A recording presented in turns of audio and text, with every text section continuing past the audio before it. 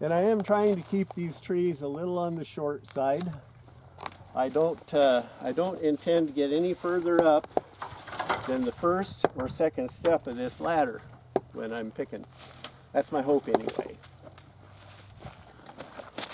And this is one of the advantages to pruning from a ladder as opposed to the pole pruning tools. You get a little better idea of what's within reach of the ladder. So we'll turn this ladder in here.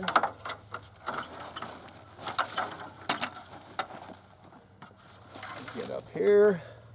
Pretty much the same thing applies to the top as we go up. This is a nice branch, but I don't want it going straight up. I'm going to cut it like that to make it fork out. Give this one a little bit of direction. We're kind of crowded up in here. Let's see.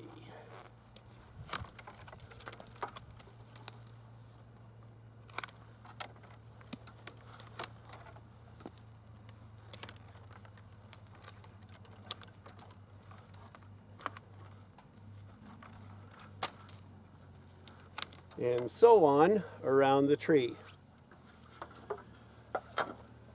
So when it's done, what you're going to have is this right here.